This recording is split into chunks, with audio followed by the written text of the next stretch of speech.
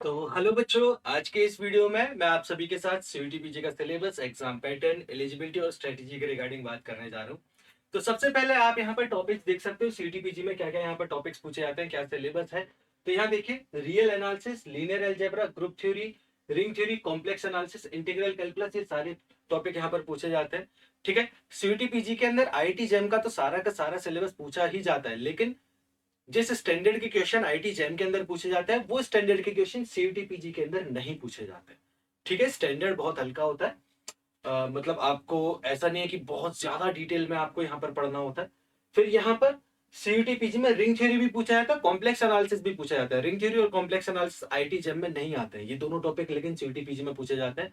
लेकिन ये सोच करके परेशान नहीं होना है आपको, क्योंकि जिस लेवल के क्वेश्चंस फिर आईटी जेम में आते हैं उस लेवल के क्वेश्चन सीयूटी पीजी में नहीं आते। फिर ordinary differential equation, vector calculus, integral calculus, linear programming.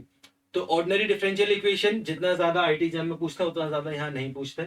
ठीक। फिर वेक्टर कैलकुलस पहले आईटी जेम में पूछा जाता था, अब नहीं पूछा जाता, अब सीयूटी पीजी में पूछते हैं और गेट के एग्जाम में पूछते हैं। Integral calculus and linear programming, तो ये पूरा सिलेबस है। सिलेबस ठीक है ज्यादा होता है, लेकिन जो क्वेश्चंस का स्टैंडर्ड होता है वो एकदम से बहुत ज्यादा हाई स्टैंडर्ड के क्वेश्चन यहाँ नहीं पूछे जाते। ठीक है। और यहाँ पर अगर मैं क्वेश्चन पेपर के पैटर्न की बात करूं तो आप यहाँ पर देख सकते हो, सबसे पहले कौन सी बॉडी इस एग्जाम को कंडक्ट करती है, एनटीए। हो सकता है शायद नेक्स्ट ईयर से ये चेंज हो जाए, अभी ऐसे कुछ एक्सपेक्युलेशन है, अदरवाइज कोई अपडेट होगी तो मैं आपको बता दूंगा। Mode of the exam computer based test होता है, सीबीटी टेस्ट होता है। फ्रीक्वेंसी वंस ईयर, साल में एक बार ये टेस्ट होता है। टाइप ऑफ क्वेश्चन, इस टेस्ट के अंदर एमसीक्यू मतलब मल्टीपल चॉइस क्वेश्चन आता है, 4 ऑप्शन होता है, एक ऑप्शन वहां पर करेक्ट होता है। Language of the paper English और हिंदी, बाइलिंगुअल होता है, दोनों लैंग्वेज में आपको ये क्वेश्चन पेपर मिलता है। टोटल क्वेश्चन यहाँ पर 75 क्वेश्चन पूछे जाते हैं।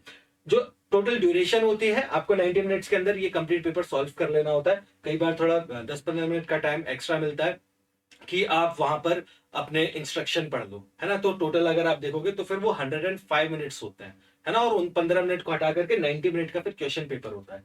ठीक। Total marks 300 marks. हर एक करेक्ट आंसर के लिए आपको 4 मार्क्स मिलेंगे और हर एक इनकरेक्ट आंसर के लिए एक नेगेटिव मार्क आपको मिलेगा। ठीक है। तो ये पूरा एग्जाम का क्वेश्चन पेपर का पैटर्न होता है। ठीक। फिर इस एग्जाम को कौन कौन से स्टूडेंट दे सकते हैं? जिन बच्चों ने ग्रेजुएशन कर लिया है वो तो दे ही सकते हैं। फिर अगर आप ग्रेजुएशन के 3rd ईयर में हो तो आप लोग भी इस एग्जाम को दे सकते हो। ठीक है।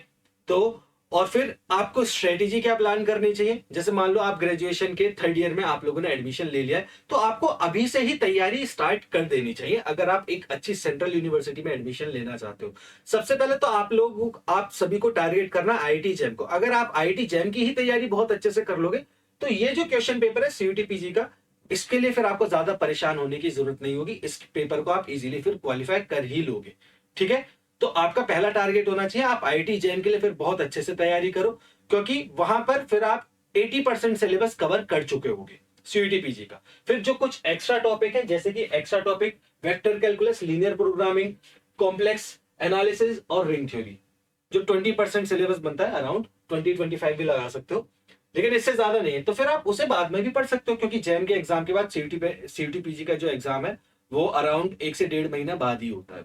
ठीक है। तो उतना टाइम आप लोगों को मिल जाएगा कि जितने टाइम में आप इन टॉपिक्स को तैयार कर सको। और नहीं भी करते हो, आपने अगर ये टॉपिक नहीं भी तैयार किए, जितने टॉपिक आपने जैम के ही तैयार कर रखे हैं, तो उन्हीं टॉपिक के बेसिस पर भी आप बाकी टॉपिक्स को छोड़ करके इस एग्जाम में बहुत अच्छा परफॉर्म कर सकते हो। ठीक है बच्चों। तो अगर आप इसी तरीके के अपडेट्स लेते रहना चाहते हैं, इसी तरीके से अगर अपडेटेड रहना चाहते हैं, तो आप मैथ्स एकेडमी के चैनल को सब्सक्राइब कर सकते हो। Thank you.